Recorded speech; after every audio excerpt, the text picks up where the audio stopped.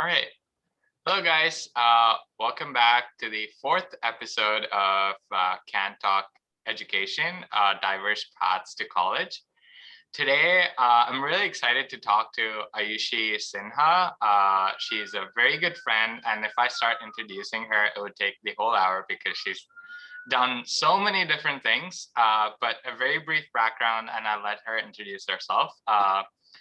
Let's see, she went to Princeton, class of 20, studied computer science, has been very involved with entrepreneurship, started a company in college called WellPower, and interned in Microsoft, and then decided to pursue work at a startup called Nines post-college, where she's working right now. And she's done a bunch of other extracurricular, really cool stuff that we'll get more detailed into. But yeah, welcome and thanks for being here.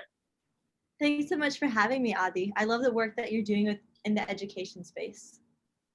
Yeah, so let's dive right into it. Firstly, what made you apply to Princeton? Was that a long-term plan? How did you go about thinking about college? Yeah, great question. So a little bit about me. I was born and raised in Tennessee.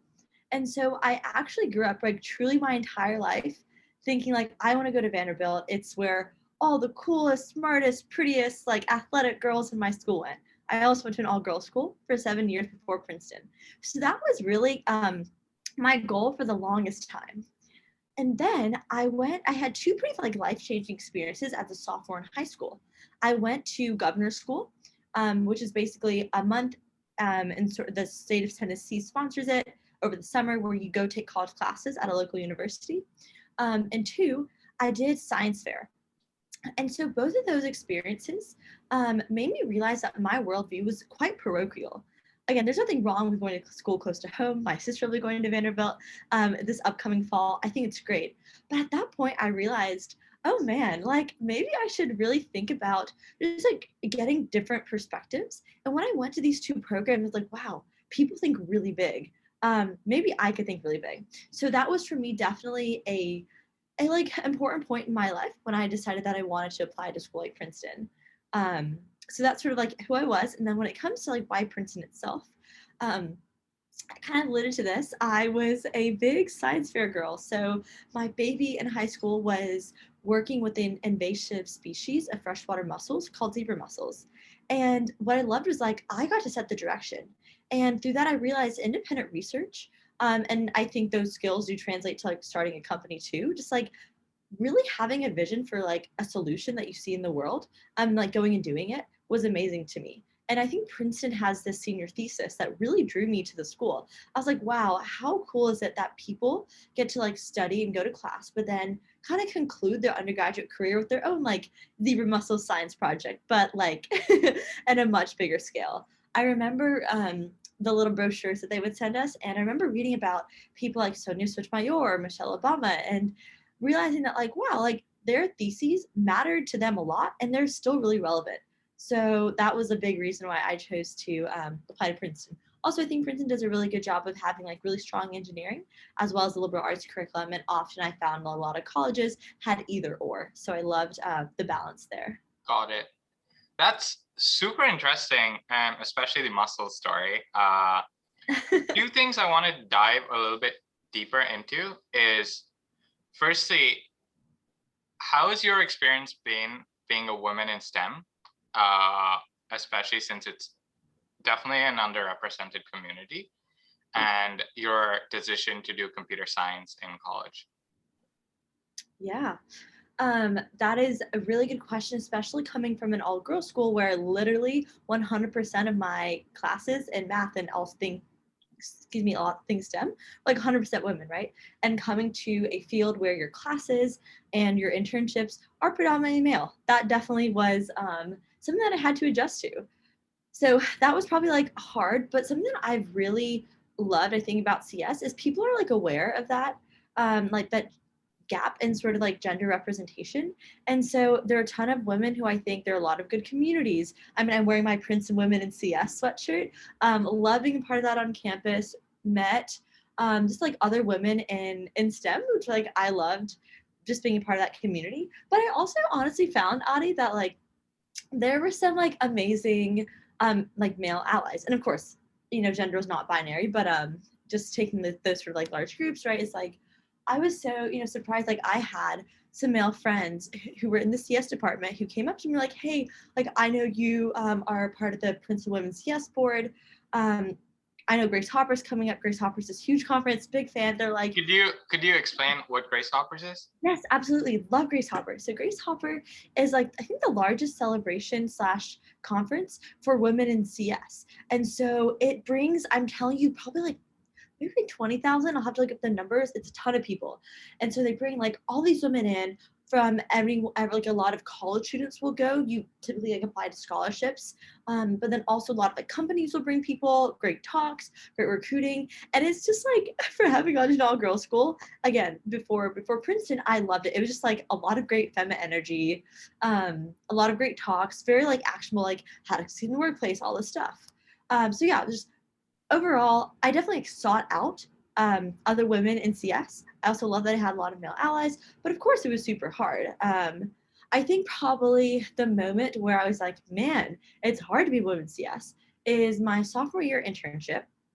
I had a conversation with my manager, or skip manager, I should say, at the very end of the year, or end of the summer, right? So he brings me in and he's like, basically goes on this really long story about how I really remind him of one of his favorite interns ever. He's been at Microsoft at that point, like longer than I'd been alive. And at the very end, he was like, love this girl. But then at the end of the day, she didn't take the return offer because she wanted to follow her boyfriend to Taiwan. I hope you're not going to do that. And I was like, this is so unnecessary. Like, what have I done to suggest to you that like I wouldn't take a return offer?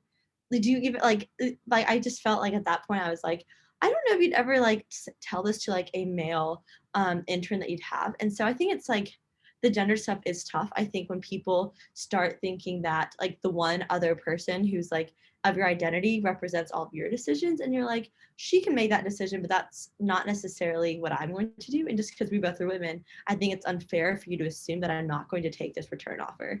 Yeah. No, So that was really hard. that's very fair and something for us to acknowledge at the very least. The second part of it was I just wanted to dive a little bit deeper into the mentorship aspect throughout your high school. So you said you had two life-changing experiences and that broadened your perspective. But how did you choose a college like Princeton? Like, what was your framework? How did you even know that Princeton existed? I mean, you are from the US, but I, from India, like had no idea this was a university that existed. Yeah, that's a really good point. I think that a lot of US schools at least have college guidance counselors, right? Who sort of suggest schools. But although there have been a lot of adults who played important roles in my life through mentorship, my parents, my teachers, role models, even some of my like interviewers I loved, honestly, I think I've always been one to gravitate towards mentors who are a couple years older than me and they've like been in my shoes. And so I think what was the biggest And why does that help? yeah. So I think it helps me because I'm able to see someone who's like 1 to 5 years out and be like, wow, they were recently in my shoes. They, I think, have probably like the most salient advice because they've been through it recently versus like a lot of advice I think people get is like a decade outdated, right?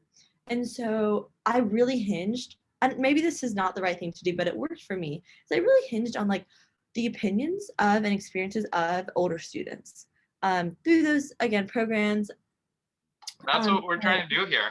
It's I pretty know exciting. exactly. Because the idea is that like, okay, you just went through this versus someone who's like, 50 or 60 and like it's just harder to relate, at least for me. Again, if you can relate, that's awesome because that definitely opens the amount of people you can like get very actionable, relatable advice from. But that's who I reach out to.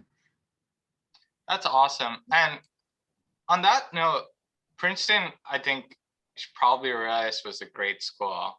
Were you always the brightest student in high school and middle school and all of that, that you knew that I would get into wherever I want?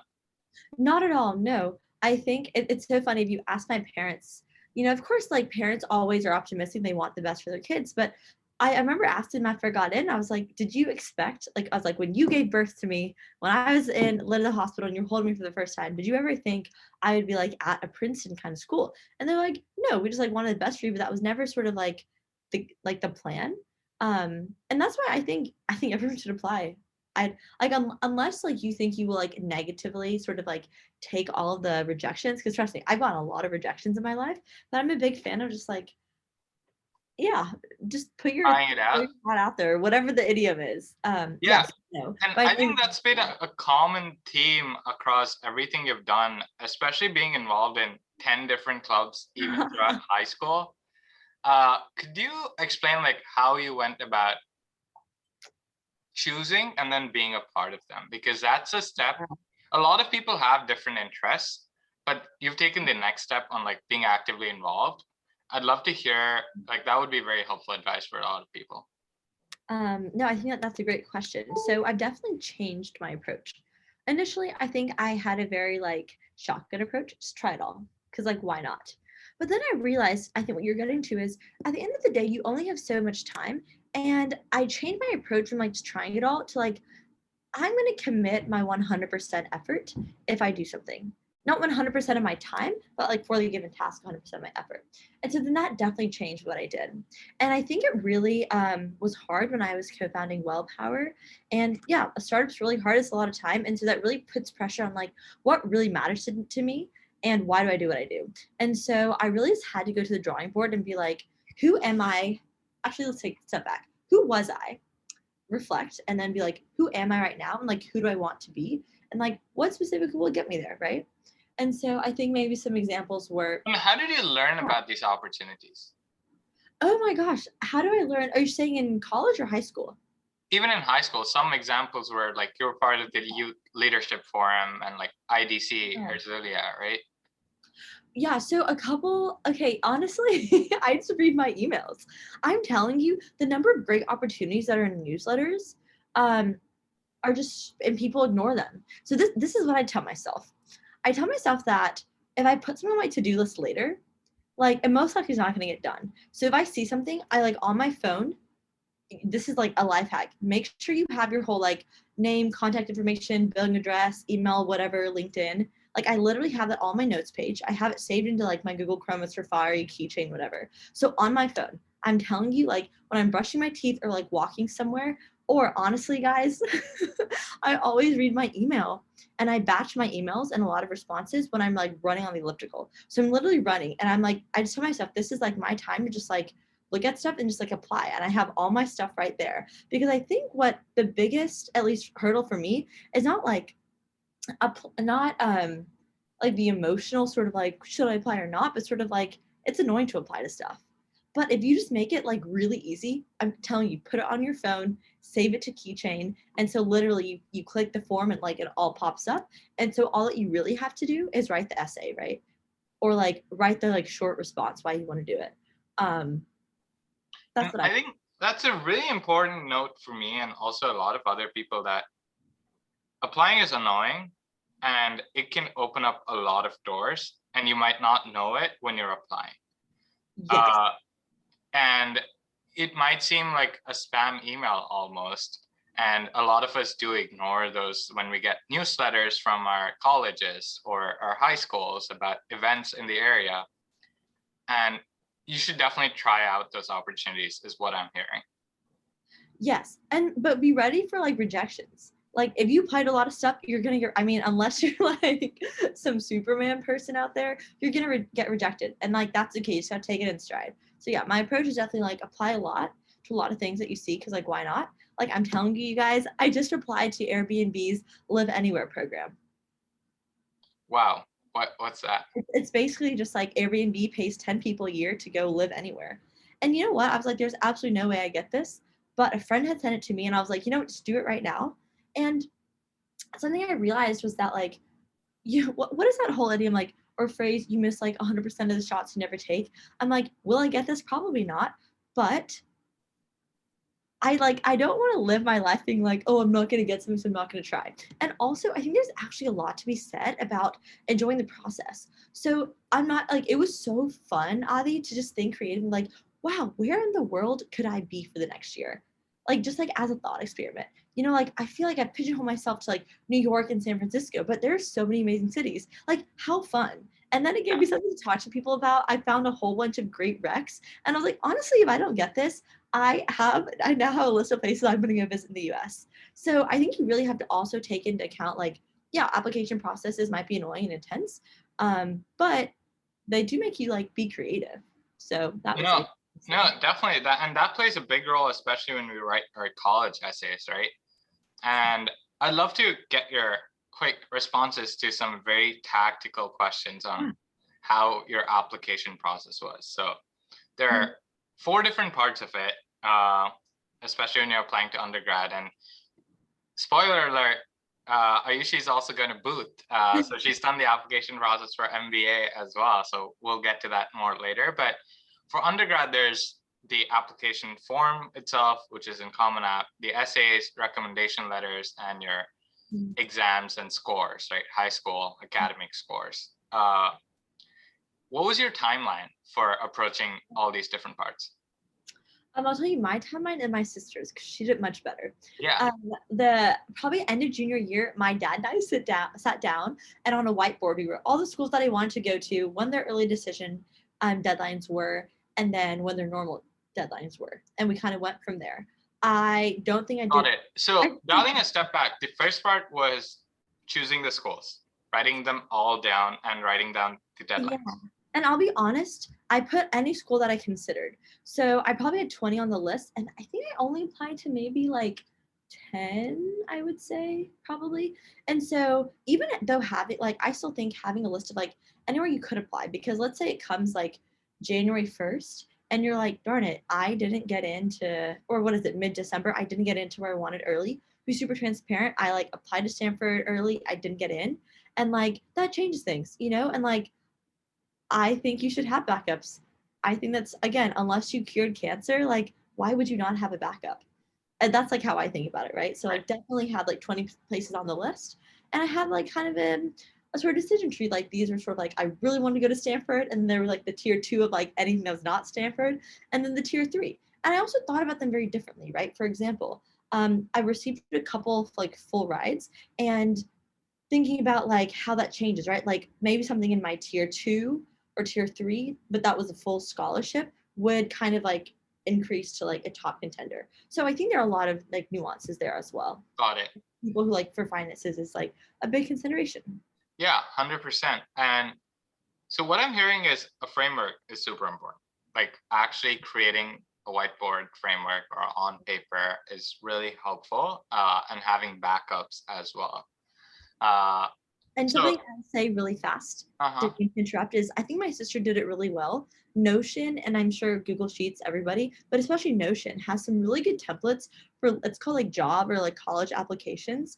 Really good about like listing stuff, different priority deadlines, because she actually like even considered applying to some art stuff. So for like athletes and like art students, they have like very different portfolios that have different timelines. And I know for one of my applications, I'm gonna be honest, I like missed that ability to like submit my zebra muscles work because I like didn't know that there was like another deadline. This was a thing. So Yeah. definitely your research for people who have like special portfolios you want to share. Yes. That is a very good point. Having played squash and was recruited, it is a completely different timeline. Starts way earlier, and like the formal application process is just a formality in the end. Yeah. Uh, cool. So you had 4 parts. Junior year, put down your frameworks. What next? Yeah. So after that, I personally thought that the in-campus in-person visit was important. So I did that a lot throughout high school, but especially junior summer.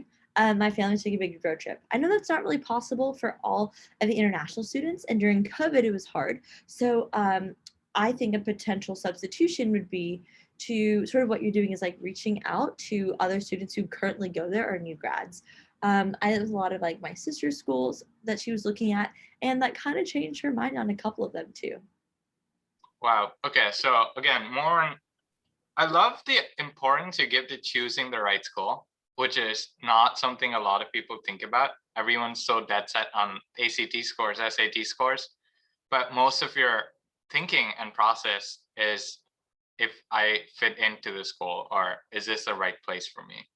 Okay, so talking to students and getting their perspectives. And did cold emailing reach out? Like, what's tactically, how did you do that? So I'll be honest, I did not cold email because I was lucky in that I actually got to go visit all the schools I applied to in person.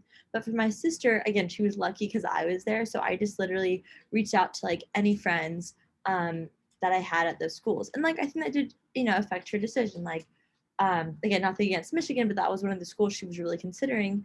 And then I was like, yeah, you should like talk to a couple of my friends. And based on that conversation, she realized it wasn't a good fit for her.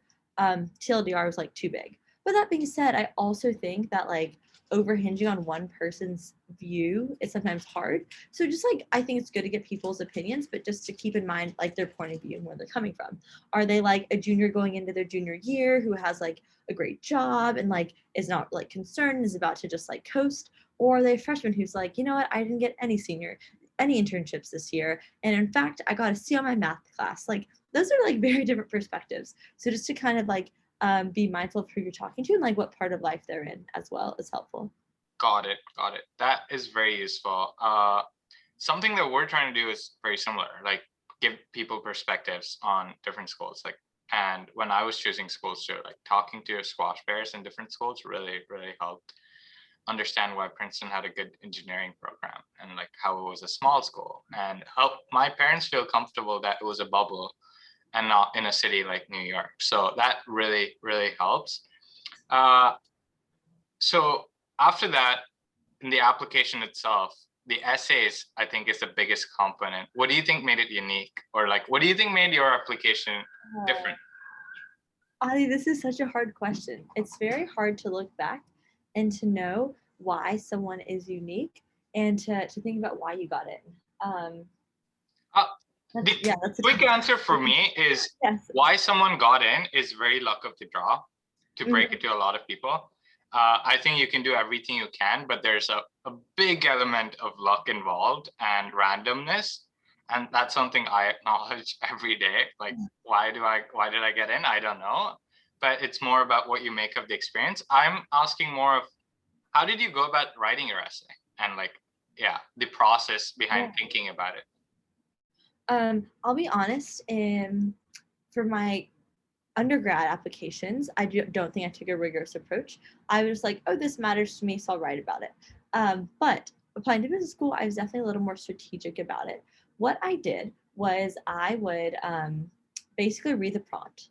And then I would basically, in that moment, just like totally brainstorm, just like ideas, not write them out, but just ideas. And then this again, how I work is during that winter, I had actually hurt my ankle. So I couldn't run, play tennis, whatever. I typically work out, so I would swim. And so right before my swim, I would just like, it might sound crazy, but I would just like get one of the prompts. And then as I swim, just like think about it.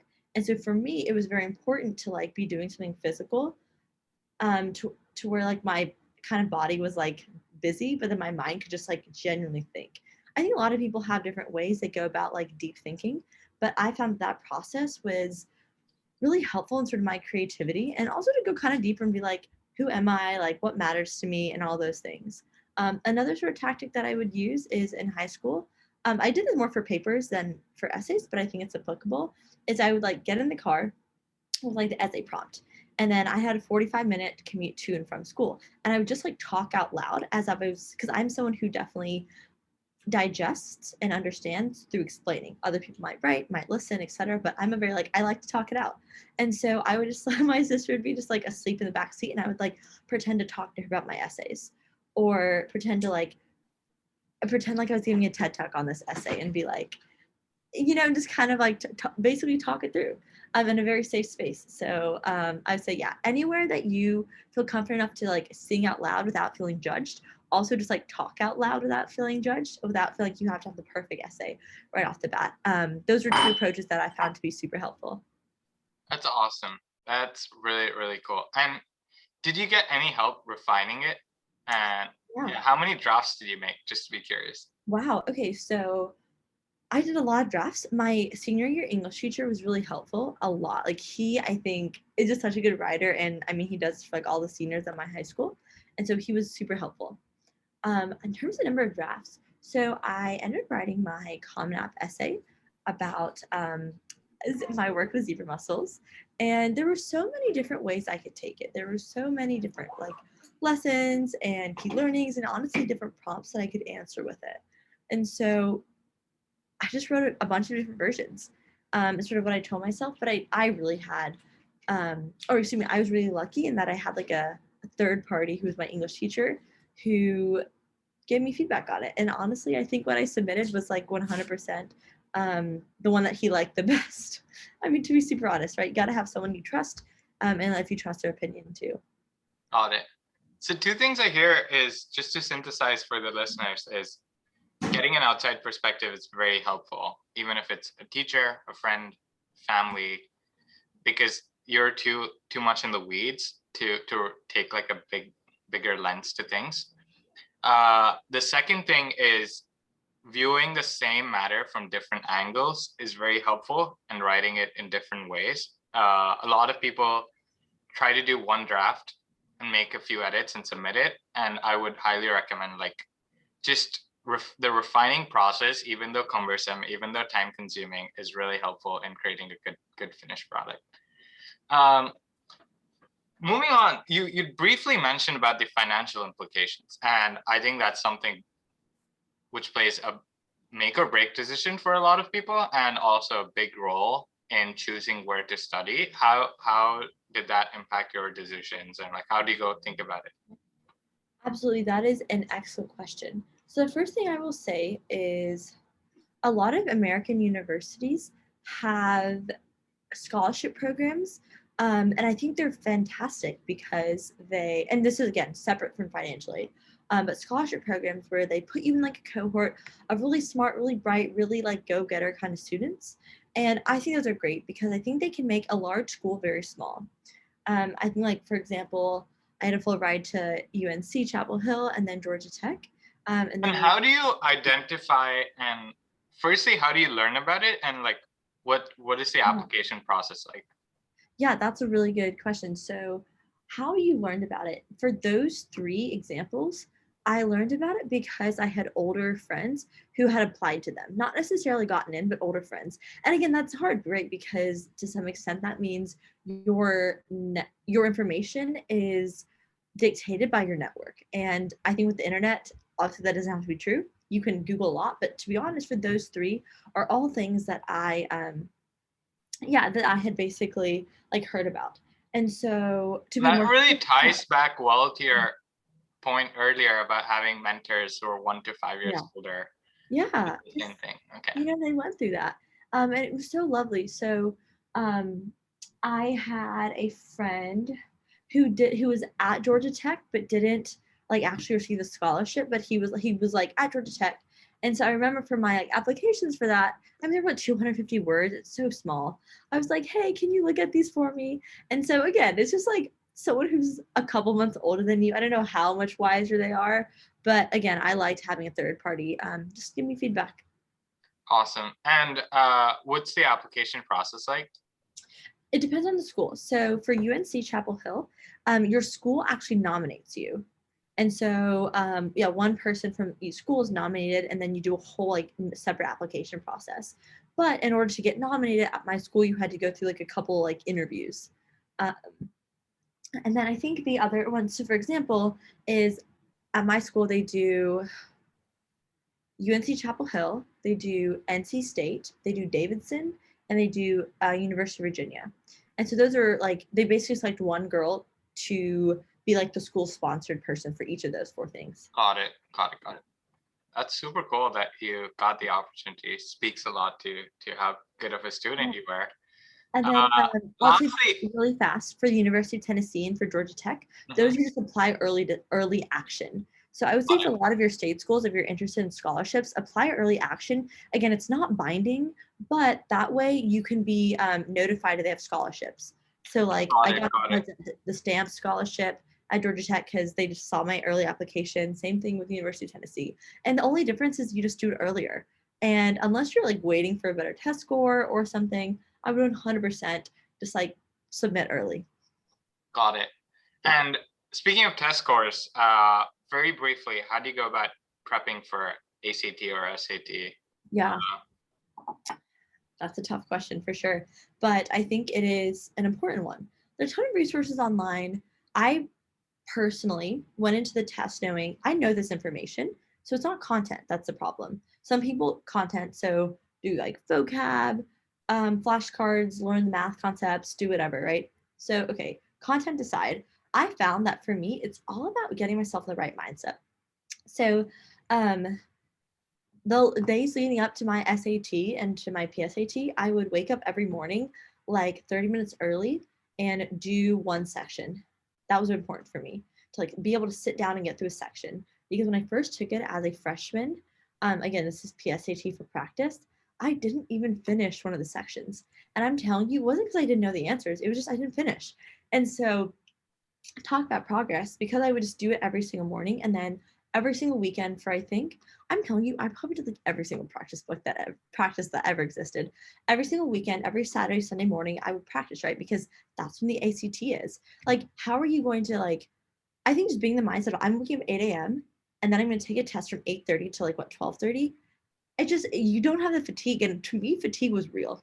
Literally, like fast forward that same like section where you have to read all of the essays or whatever and the passages. I then got a perfect score on. And I'm telling oh you, I didn't wow. get smarter. Actually, I probably got smarter. Hopefully, 2 years of education helped. But it was really the fatigue. I didn't have any fatigue. I finished everything. So that's my biggest recommendation is like wake up on a Saturday morning and practice taking the test. Don't take them in sections all the time. Like you can to just be up to date. But yeah, definitely sit down on the weekend, get them through. And then honestly, like yeah, I did do SAT prep. Yeah, I got tutored for it. Got Yeah. it. Nice. And before we wrap up this section, any common misconceptions or advice that you have uh, for students listening? Um, I think a common misconception is that you can just transfer your first year and it's no biggie. I think there are a lot of people who transfer, and I think that's definitely a path.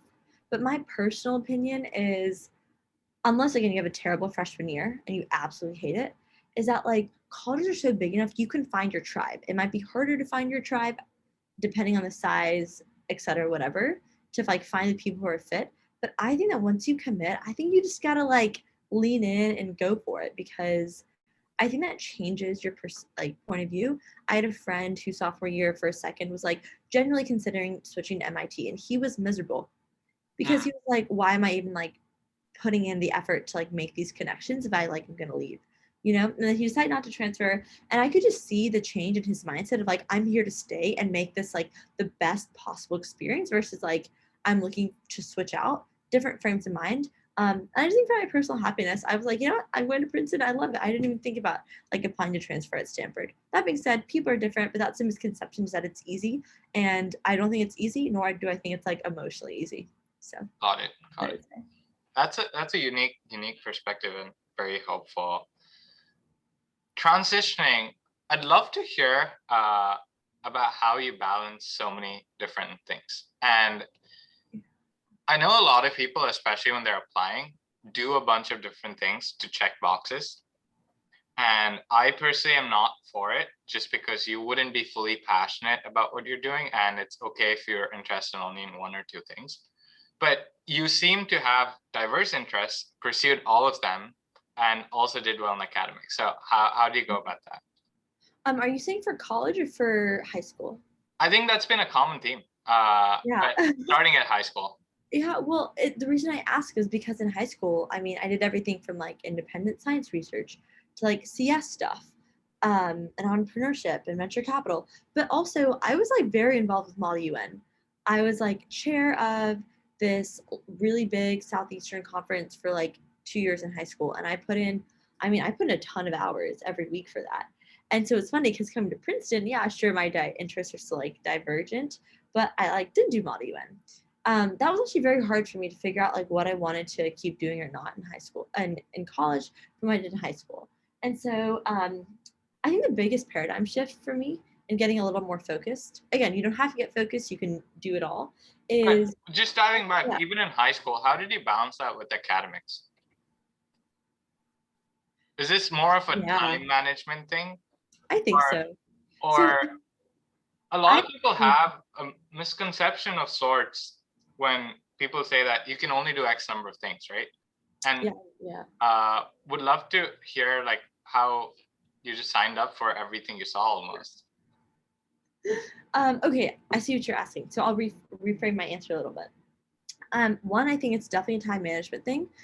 Stuff like I have never been a big like Netflix binger. Nothing against Netflix, nothing against if you like binge watching. Like I don't watch TV. I only use social media when I'm running on the elliptical. Like there's certain things that like just suck time out of your day. Again, I'm a total hardo. You know, if watching TV makes you happy, you should go for it. But I found that watching TV like made me kind of sad because I felt lethargic and then it like wasted my time. So why would I ever waste my time doing that? So that's one thing. Two, I'm like an intense scheduler and it drives my friends absolutely bonkers. But I love to schedule things in. Third, I like to get my individual work done in the morning. Again, I gave the example of studying for the SAT in the morning because that's like the one part of your day that no one can touch, if you know what I mean. And so I would like wake up and I would like do a lot of my homework then. I honestly got so much sleep growing up. I think that was like a really big part of it because I'm one who's like, you know what? If it's like midnight and I'm really tired, I'm working at like half my capacity, maybe 30%. I would much rather wake up tomorrow morning at like 6 a.m. Yeah, I know 6 a.m. sucks. Wake up at 6 a.m. and like get it done more productive faster. And so that was really important to me. Also, I'm a big fan, and I did this more in high school than college, is I was a big fan of rotating through my work and doing it ahead of time. So what I mean is like the weekend before, like on a Saturday, Sunday afternoon, I would literally just do all the week's homework. So all the readings, all the P sets, etc. Obviously some things, right? Like a math homework that's daily is a little harder to do, but all my history, all my English, like anything that you could do beforehand, I would just do. So I'd come into the week having like most of my homework done. That was actually a big thing that I did. You couldn't quite do that at Princeton. Um, but that was like a game changer. And it was actually very hard for me to go to Princeton and not be able to do that on the weekend before. I had to completely change how I did my work, but I found that to be very helpful to like literally set the weekend aside to get ahead. Got it. That's awesome. And moving on, like how's the impact of mentorship been on your life? Yeah. Both, and you've done it from both sides. So for context for the listeners, Ayushi was a PAA, which is a advisory role on campus. She was part of the computer science advisory role and also within her residential college or the dormitory at Forbes. So I'd love to first hear about how you've received advice and mentorship and how you decided to do that for others and how that's played a role. I love my mentors. They are great. I think I've had a wide array of mentors from someone I randomly, I'm telling you, met at a 4th of July fireworks show. And she had like gone to Harvard and just lived in Boston for the rest of her life. Met her at this random show and just like we keep in touch. And she's like, gives me great advice about business school, about like where to go to college. So you can find mentors in random places. But I think a lot of it there is keeping in touch with them. I think it's definitely on the mentee to reach out when you like need advice or you need help. I still haven't figured out the whole like life update thing without making it weird, but I think it's definitely on the mentee to reach out to the mentor. Only when necessary and you think it's like relevant to like ask for specific help. On it's kind of like the other end, I would say sometimes mentors also just want to know about your life. And I think that's where it gets really hard in the whole mentor-mentee thing. Um, yeah, so I tend to gravitate towards mentors who I feel like know about Ayushi in like the holistic sense, not maybe just the CS sense or just the academic sense. And I mean, one can only hope, but that is what I hope like the relationship that I have had with like my mentees. Did I answer your question, or were you thinking I would go in a different direction? No. That is very helpful. And how did you go about choosing them? And do you have like them from Yeah. different spheres of like someone Um, for academics, someone for I don't know. yeah, no. I like to think of it like I have a board of advisors, and up until very recently, that was always about proximity. So in high school, right, it was like all my friends who, again, from the 1 to 5 years who had graduated from my school, who I like played tennis with, or who I like did science fair with, or who I did like math Olympiad with, stuff like that, right? People I looked up to because they were proximal, they went to my school. At Princeton, they actually pair you up, right, with the peer academic advisor, a BSc like interactor, an RA. And so I definitely like drew on those. But I also signed up for a bunch of mentorship programs. It's so funny. I actually, when I was just in New York visiting a couple friends last week, I met up with a lot of my mentors who, again, were like randomly placed. And the best part is like, if you meet up with a mentor and it just doesn't work, I kind of treat it like a first date. You know what I mean? Like, it's great. You know, you met a new person, it's all good. And like, if it doesn't click, it's fine. But I just signed up for a lot of mentorship stuff. Again, what you're doing is a great fit, you know, or it's a great thing. You don't have to, again, have the most perfect conversation with the first person you meet. But it's like, why do people go on dating apps? Like, I don't know, they shop around. I think it's totally fine to shop around. I also think it changes depending on where you are in life, right? Like right now, a lot of what I'm thinking about actually is more, and for example, I've like now have mentors who give me like investment advice or sort of like more like adult things like investing. Not something I needed in college, right? Maybe in college it was more so about like academic advice. So I think depending on the stage of my life, I tend to surround myself by that board of like advisors, depending on what the big questions in my life are. They Got it. tend to be proximate. That's awesome. And now, speaking of your involvement in entrepreneurship, especially in Princeton and founding your company, WellPower, uh, and now working in a startup, could you speak a little bit more about how you decided to start a company while in college? Oof.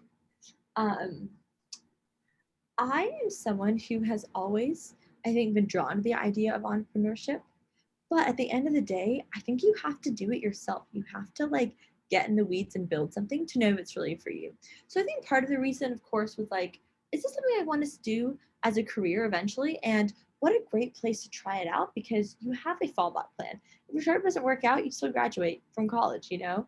And you still learn a ton. And let me tell you something, I didn't prep for like any of my interviews senior year because all I did was tell them about WellPower.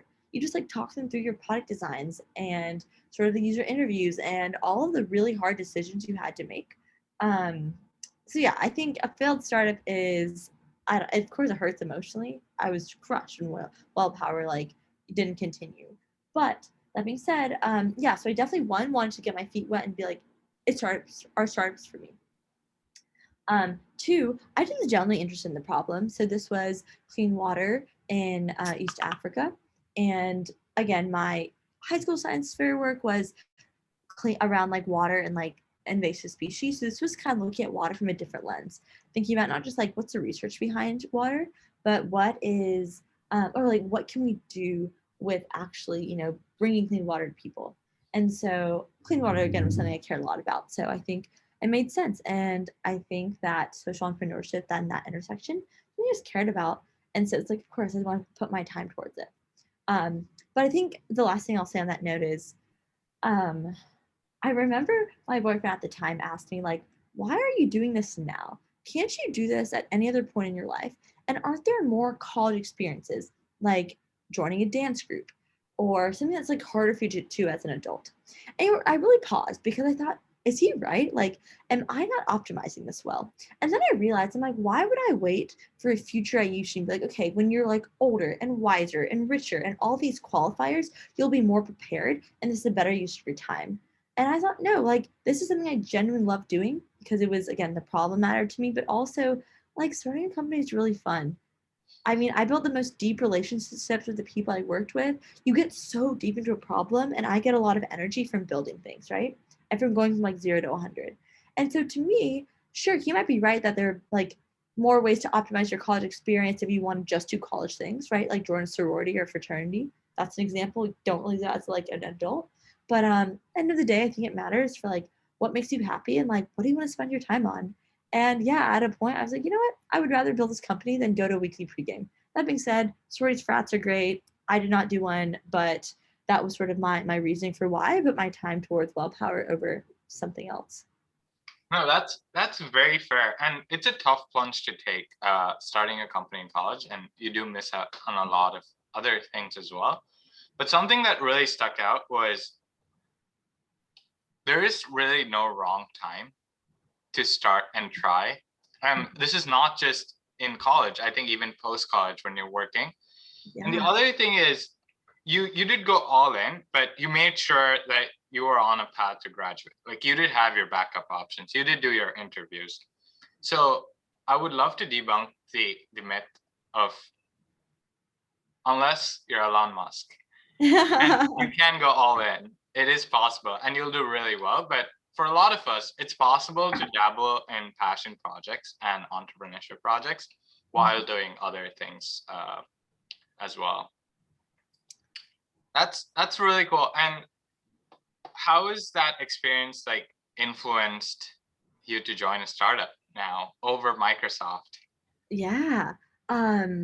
Wow, it has influenced me in such fundamental ways. So one, once you get a taste of being able to take initiative and being able to be responsible, right? Like the feeling of I'm responsible for someone's paycheck is something that once you feel it, you can never go back. And that sort of ownership, I think, is something I crave.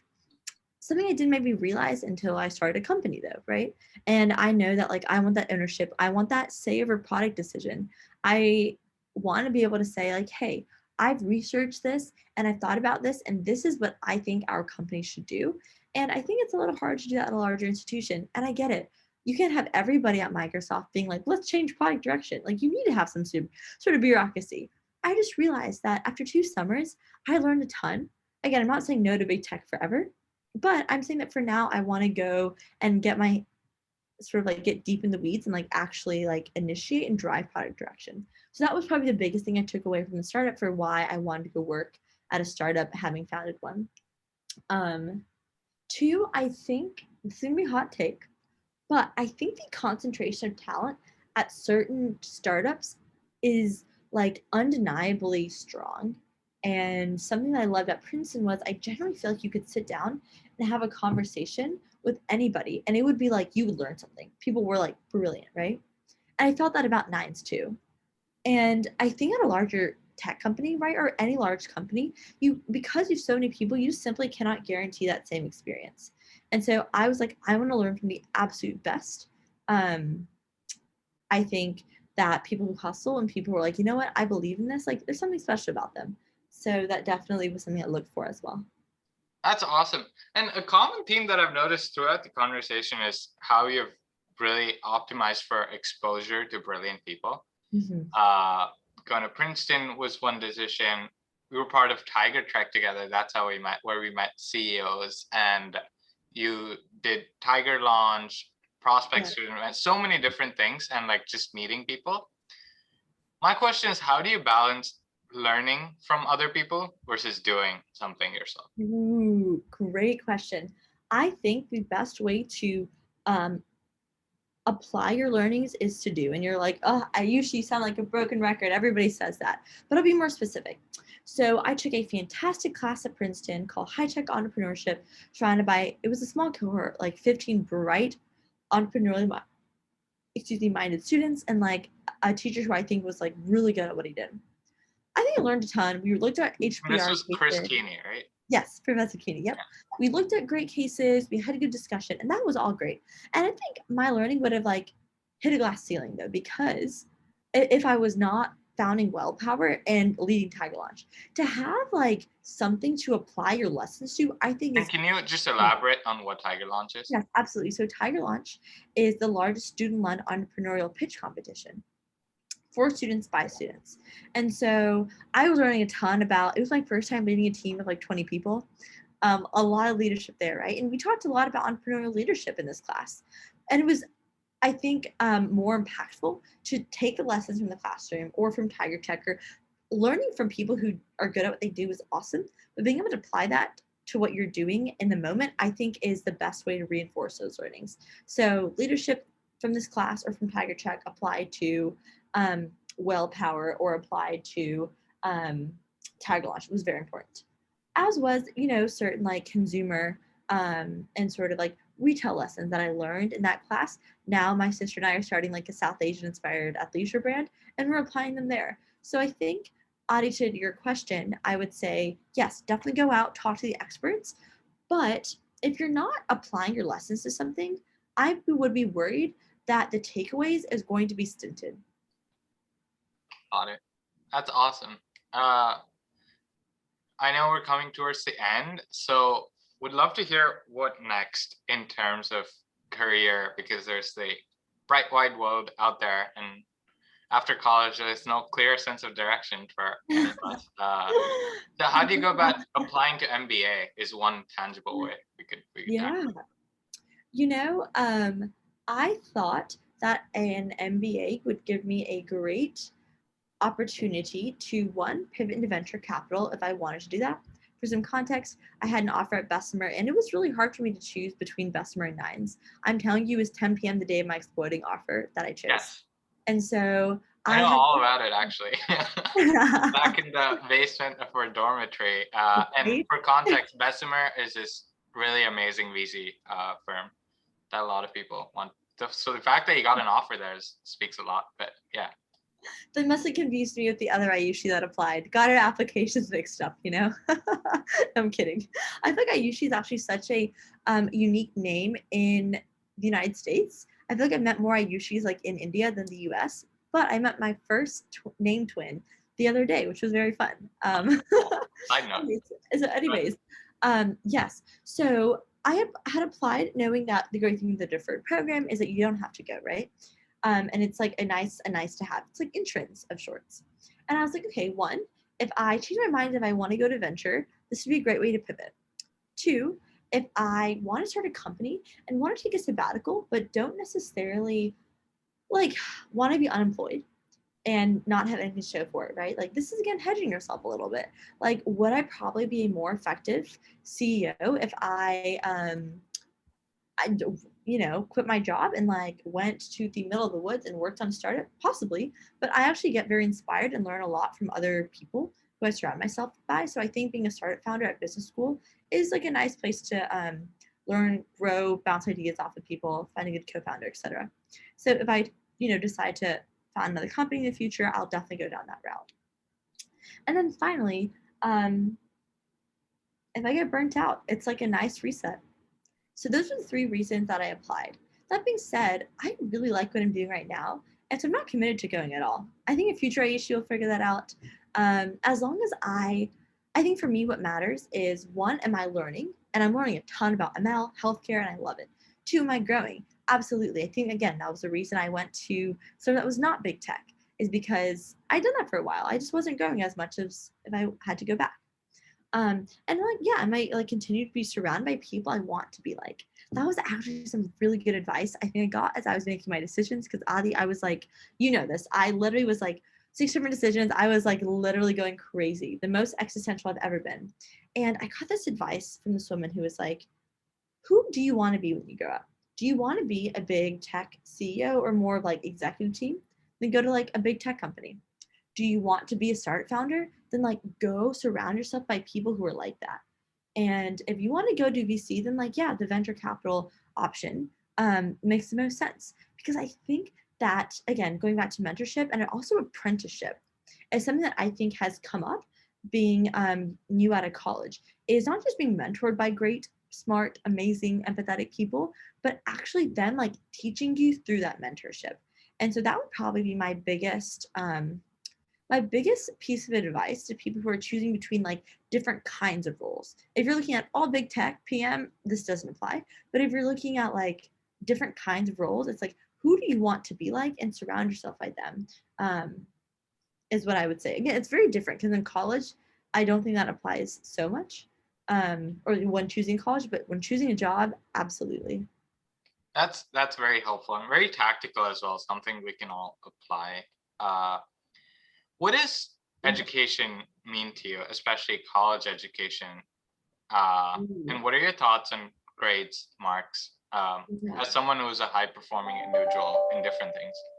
High performing, that's what's tough, right?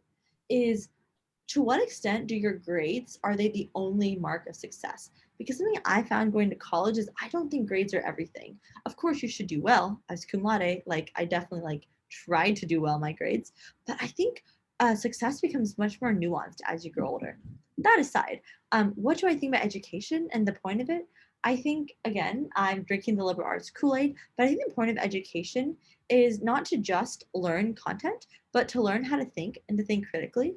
I think the best example is like, yeah, being able to take what I learned in my computer vision class and not just content wise apply it to the machine learning that I'm doing at nines, but like critically design experiments, critically read papers and like be able to say, okay, this is what I read and this is what I researched. How does that apply to what I'm doing? And how can that inform my like next decisions? I think that's what education's role is, especially at the higher ed level. Um, and then grades, you know, this is a hot take, but I think grades are actually super important in terms of like personal growth. Not to contradict what I said earlier. I think important when I'm earlier I meant grades maybe not so important for like getting a job or like your holistic growth, but I still think like having some sort of marker of like are you growing as a person? Grades do provide that, right? At the end of the day, grades do show like, yeah, did you master that information? Like I remember the first math midterm I ever took, Adi, like I bombed it. I did not do well. And I remember being like, I only know this percent of the information. That sucks. And I think without having a grade, it's really hard to like get a good read sometimes. I'll actually go back to like growing up. I went to a Montessori school and we did not have grades. I think that's a very special place to be in because then I think you can genuinely learn for the sake of learning. I definitely feel happier when there are no grades, but to some extent, I think you need some sort of feedback loops, whether they're grades, whether there's like getting papers or comments on your paper, whether your mentor slash boss is pulling you in for a one-on-one. I think grades are one form of feedback. I don't think they have to be the only form of feedback, but they're Yeah. often one that standardizes. I think that's a really important nuance on how we shouldn't look at grades as absolute, but as a relative measure of how much you're growing, and that's all it should be. And in that setting, it is definitely a good marker to have for sure. To conclude, two questions. Who's someone that inspires you? And I'm sure you have a lot of people, but Mhm. one of them. And what is something someone has done that's very kind for you recently or otherwise? Wow, that is a lovely question. I have so many people I want to just mark off. um, wow. So, someone I admire, I really admire my grandmother. I call her Nani. Her name's Indu. And I really admire her optimism because I think that's something I like actively try to emulate. So I admire her optimism and definitely a role model because I think her view of the world is one that's happier. I think it's one that like draws people towards her. I think it's one also that like I think her optimism breaks down barriers, and it's something I want to emulate. Whether it's for a startup, whether it's for like I don't know, like yeah, I want to like work out every day, like that's kind of a big goal. But the optimism, like I can do it, and just to break down any barriers in my way, something that I really admire about her and that I want to emulate more. Um, so yeah, to your first question, to your second question, um, I would grow up going to these American weddings, right, where they say something about like when you get married, your vows about like when in sickness and in health, like caring for somebody. Yeah, And I actually think, especially in the aftermath of COVID, that's when I think you really know that someone like cares for you, you know? Um, and so I think this was not like so recent, but I got like food poisoning or something like in the last couple months. And my boyfriend was just like so lovely and like going to pick up medicine for me, making sure I was okay. And like, I don't know, when you're feeling really shitty, like your body really feels terrible, just like that act of kindness is, I think, magnified because, yeah, if somebody was puking, I would be like, oh, I don't want to get near you at all. And so that was definitely like a very kind thing that he did is like make sure I was okay, getting me medicine, getting me Pedialyte, and all the things I needed to recover. And that's so, awesome. yeah, something I really That's appreciated. really nice to hear. Well, with that, thank you so much for being here and talking with us. And I'm sure I learned a lot for sure. I'll definitely ruminate on it and reflect and get back. But for the listeners, we're providing personalized mentorship, so one-on-one mentorship, and Ayushi is one of the mentors. So feel free to reach out through the link and through our website. And hope you enjoyed listening and learned something. Thank you.